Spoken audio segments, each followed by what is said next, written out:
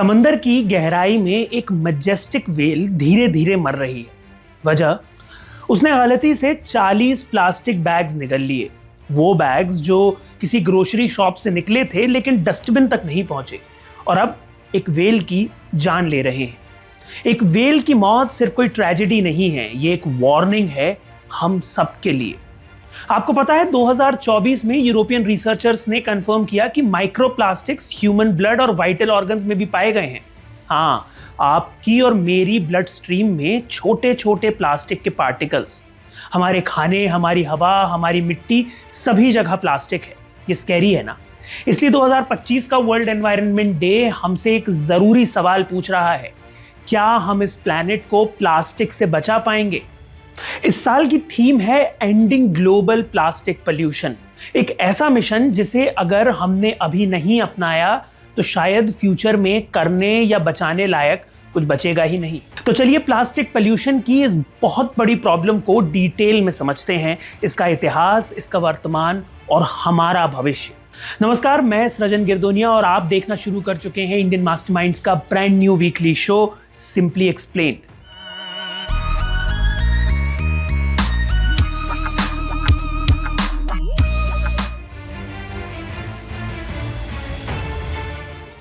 Plastic का invention हुआ था एक नोबल कॉज के लिए, नेचर के रिसोर्सेज को बचाने और लोगों को कन्वीनियंस प्रोवाइड कराने के लिए। लेकिन आज ये खुद नेचर का सबसे बड़ा दुश्मन बन चुका है। आपको पता है ये प्लास्टिक जिससे हमारी दुनिया भरी पड़ी है, आता कहां से है? ज्यादातर प्लास्टिक हमारे धरती के नीचे से निकलने वाले कच्चे तेल या क्रूड ऑयल से बनता है। तेल रिफाइनिंग के दौरान जो बाय प्रोडक्ट बच जाते हैं, जैसे कि नैप्था, उन्हीं से प्लास्टिक के बिल्डिंग ब्लॉक्स, मोनोमर्स बनाए जाते हैं। फिर इन मोनोमर्स को जोड़कर लंबी चेन्स बनाई जाती हैं जिन्हें पॉलीमर कहते हैं। यही हमारा सबसे फेमिलियर प्लास्टिक है। अब बात करते हैं इसके अंतहीन इंतजार की। एक बार जब प्लास्टिक बन गया तो सदियों तक खत्म नहीं होता है। एक प्लास्टिक बैग को पूरी तरह डिकम्पोज होने में 20 से 500 साल तक लग सकते हैं, और एक प्लास्टिक बॉटल को 450 से 1000 साल तक लग सकते हैं।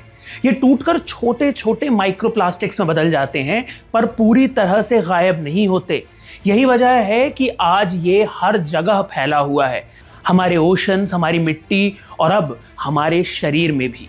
आज हर साल दुनिया में 46 crore metric ton plastic produce होता है, और इसमें से 2 से 2.5 करोड़ टन सीधा ओशंस में जाता है। यानी हर दिन 2000 गार्बेज ट्रक्स जितना प्लास्टिक पानी में डंप हो रहा है। इमेजिन करिए अगर हर दिन कोई आपके घर के सामने इतने ट्रक्स खाली कर दे। अगर हम इसी रेट से चलते रहे तो 2040 तक ये आंकड़ा 3.7 करोड़ टन पर ईयर तक पहुंच सकता है। और ये सिर्फ बीचेस या कोस्टल सिटीज की प्रॉब्लम नहीं है, ये हर इंसान, हर इकोसिस्टम और हर इकोनॉमी की प्रॉब्लम बन चुकी है। प्लास्टिक स्लो पॉइजन की तरह है, ये धीरे धीरे प्लैनेट को मारता है। माइक्रोप्लास्टिक्स आज माउंट एवरेस्ट से लेकर मैरियाना ट्रेंच तक पाए गए हैं। माइक्रोप्लास्टिक्स अब हमारे फूड चेन में भी घुस चुके हैं। सॉल्ट, हनी, फ्रूट्स, सब कुछ कंटेमिनेट हो चुका है। समंदर में रहने वाले 52% टर्टल्स और 90% सी बर्ड्स प्लास्टिक खा लेते हैं। कुछ भूखे मर जाते हैं और कुछ घुट के। ये सिर्फ इमोशंस की बात नहीं है, ये इकोलॉजिकल इम्बैलेंस की बात है। इतना ही नहीं, चिले और न्यूजीलैंड के बीच दुनियादारी और सिविलाइजेशन से हजारों मील दूर हेंडरसन आइलैंड जैसे रिमोट अनइनहैबिटेड आइलैंड्स पर भी आज लाखों प्लास्टिक पार्टिकल भरे पड़े हैं। वहां कोई इंसान नहीं रहता, फिर भी दुनिया के चारों ओर से बहकर प्लास्टिक वहां डिपॉजिट हो रहा है, जो ओशन करंट्स के सहारे इस आइलैंड तक पहुंचता है। फिर आता है ग्रेट पैसिफिक गार्बेज पैच, हवाई और कैलिफोर्निया के बीच एक फ्लोटिंग गार्बेज कॉन्टिनेंट। इस पैच में इतना कचरा है कि ये सैटेलाइट से भी दिखता है, और ये साइज में राजस्थान से 4 गुना बड़ा है। ये प्लास्टिक सिर्फ मरीन इकोसिस्टम को तबाह नहीं करते हैं, ये ओशन की कार्बन अब्सॉर्ब करने की एबिलिटी भी रिड्यूस करते हैं। क्लाइमेट चेंज को एक्सेलरेट करने में प्लास्टिक का बहुत बड़ा हाथ है। इंडिया में हर साल लगभग 40 lakh ton plastic waste generate होता है। लेकिन रिसाइकलिंग रेट सिर्फ 60% है, वो भी इनफॉर्मल सेक्टर के भरोसे। बाकी वेस्ट या तो जलाया जाता है या पानी में बहा दिया जाता है। गंगा और यमुना जैसी नदियां दुनिया की सबसे पॉल्यूटेड रिवर्स में गिनी जाती हैं। मुंबई, चेन्नई और केरला के कोस्टल एरियाज में sea turtle nesting sites plastic की वजह से आज खतरे में हैं। फिशिंग कम्युनिटीज की इनकम घट रही है क्योंकि समुद्र में मछलियां प्लास्टिक की वजह से माइग्रेट कर रही हैं या मर रही हैं। और जब प्लास्टिक जलाया जाता है तो निकलते हैं डाइऑक्सिन, ऐसे टॉक्सिन जो कैंसर, इनफर्टिलिटी और आस्थमा जैसी बीमारियों की जड़ हैं। क्लॉग्ड ड्रेन्स डेंगू फैलाते हैं। माइक्रोप्लास्टिक्स मिट्टी की क्वालिटी को डिग्रेड करते हैं और फार्मिंग पर लॉन्ग टर्म असर डालते हैं।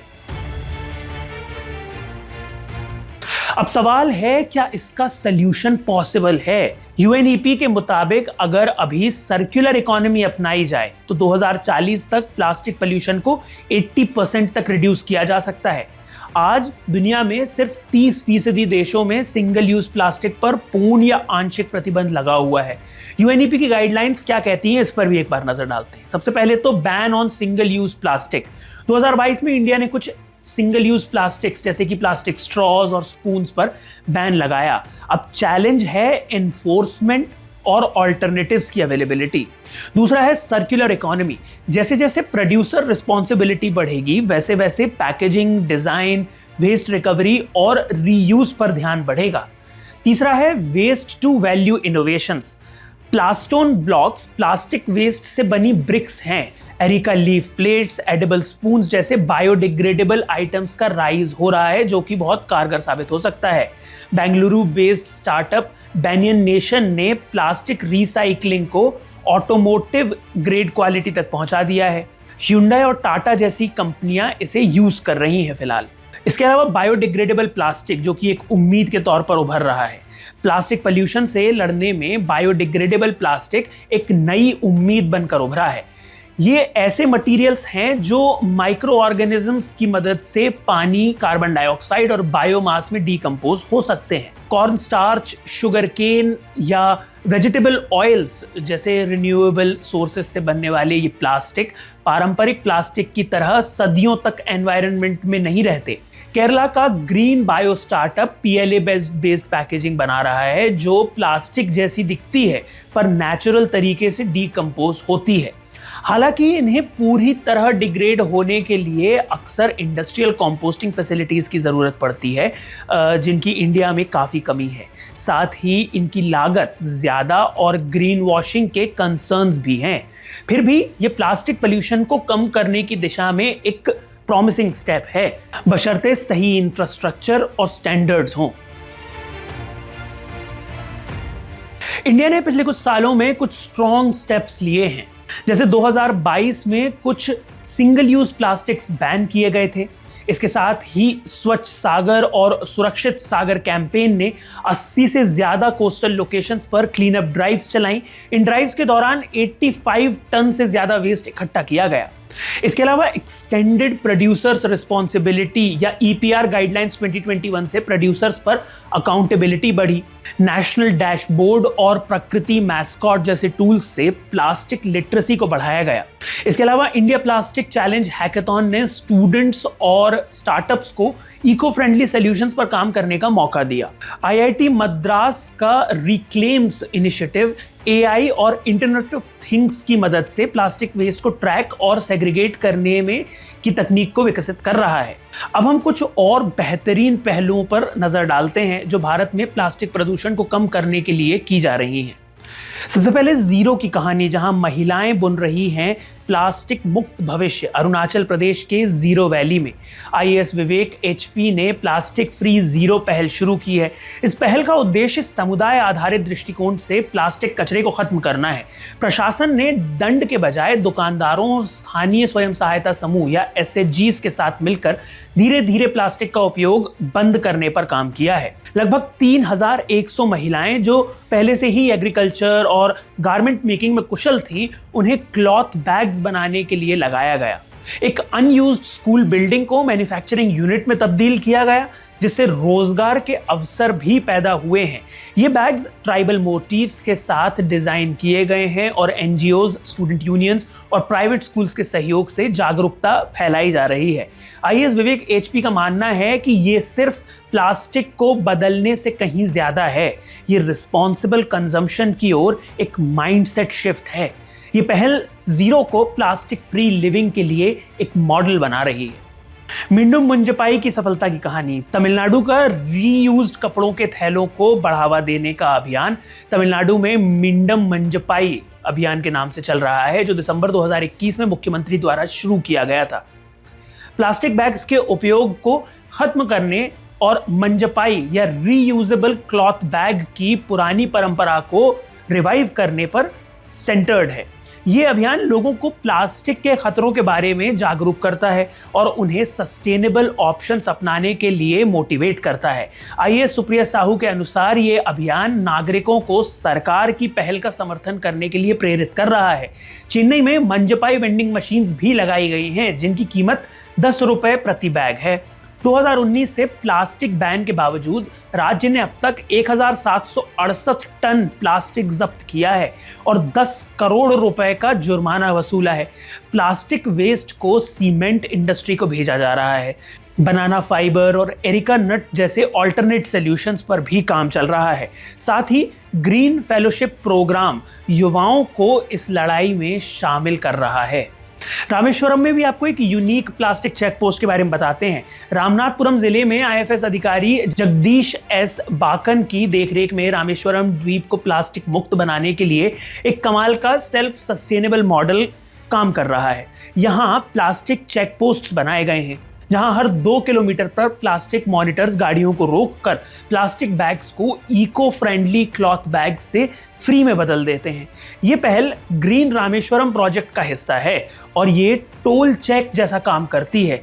यहाँ हर 4 व्हीलर से 20 रुपए की एनवायरमेंटल फी ली जाती है। ये फीस और कलेक्टेड प्लास्टिक की बिक्री, जिसका उपयोग सड़क निर्माण में होता है, से 59 डिस्ट्रिक्ट ग्रीन जॉब्स और सैकड़ों इनडायरेक्ट जॉब्स बनी है।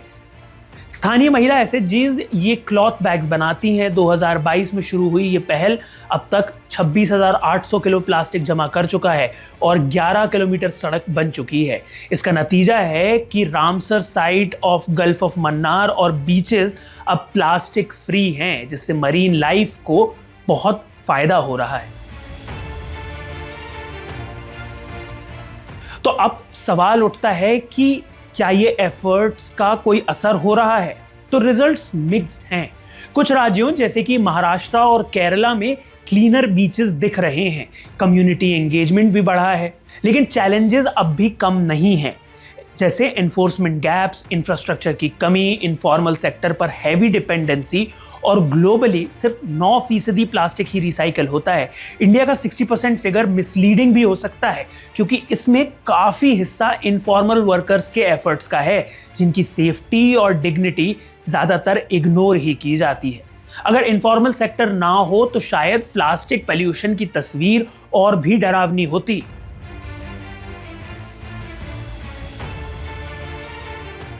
प्लास्टिक पॉल्यूशन का सलूशन सिर्फ गवर्नमेंट्स या कॉरपोरेशंस पर नहीं छोड़ा जा सकता, ये हम सबकी जिम्मेदारी है।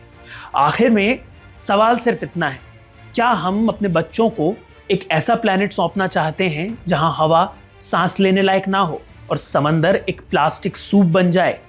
इस वर्ल्ड एनवायरनमेंट डे पर कुछ छोटे लेकिन पावरफुल कदम लीजिए। सबसे पहले carry your own cloth bag, then refill water bottles instead of buying new. Waste को सेग्रीगेट करें, बच्चों और दोस्तों को प्लास्टिक डेंजर्स के बारे में बताएं, लोकल इको ब्रांड्स को सपोर्ट करें। जैसा कि ओशनोग्राफर सिल्विया अर्ल कहती हैं, this is the best time because we still have a chance to act. चलिए उस चांस को ग्रैब करते हैं, एक्शन के साथ, अवेयरनेस के साथ और एक नई रिस्पॉन्सिबिलिटी के साथ। लेट्स मेक श्योर हम वो चांस लूज ना करें। Let's beat plastic pollution together. आज के एपिसोड में बस इतना ही। आपको हमारा ये नया शो कैसा लगा आप हमें कमेंट्स में बता सकते हैं। अगर आपको ये वीडियो पसंद आया तो इसे लाइक और शेयर करें, साथ ही इंडियन मास्टरमाइंड्स को सब्सक्राइब करें। Thank you for watching.